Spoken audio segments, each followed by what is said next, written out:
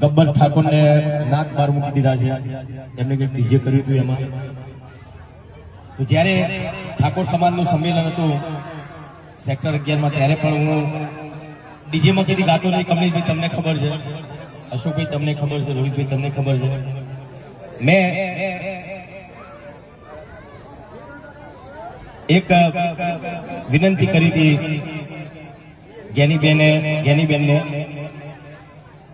તો જ્ઞાનીબેન એવું કહેતા હતા કે ભાઈ મેં બંધારણ નહીં ઘડ્યું, પણ બોલ્યા તો તમે ને પેલા આગળ તો તમે આવ્યા હતા ને તમે બોલ્યા હતા ને. તો બધા બનાસકાંઠાના ઠાકોર સમાજના જે આગેવાનોએ બધું બંધારણ કર્યું છે, બરાબર છે, બંધારણ કર્યું. ઘણા બધા એવા ઠાકોર સમાજમાં ઘણા બધા એવા કુરિવાજો હતા જે બહુ સારું કામ કર્યું છે ઠાકોર સમાજના બધા આગેવાનોએ.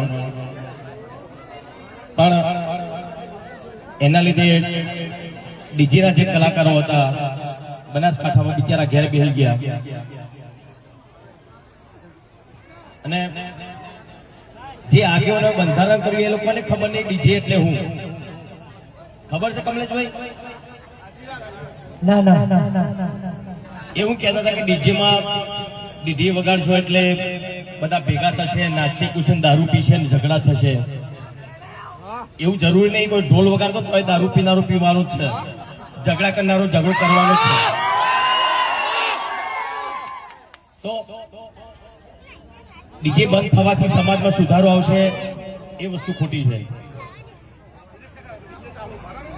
જે ડીજે બંધ થયા છે એને લીધે ઘણા બધા કલાકારોના બિચારા એ લોકોનો રોજગાર બંધ થઈ ગયો છે.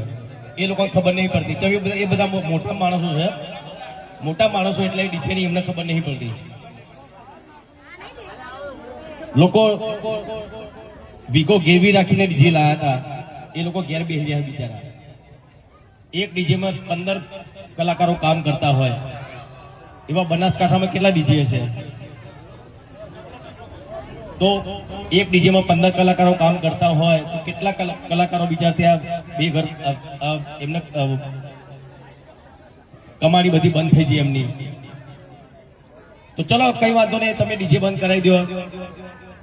પણ જેના લોકોના ડીજે બંધ થયા છે એ લોકો ઘેર બેસી રહ્યા છે, એમનો રોજગાર આપો. તમે ચલો આપો, નોકરી આપો, કઈ ધંધો તમે આપો ને. એમને તો એમના સિવાય કલાકારો બિચારા એક ગાવા કે વગાડવા સિવાય બીજું કોઈ કરી શકવાના નથી.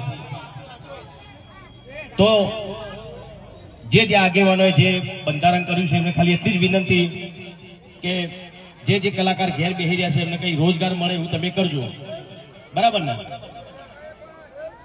આપણા બાજુ ડીજે બંધ નહીં થવાનું. અને કોઈ બંધ કરાવવા આવો તો મને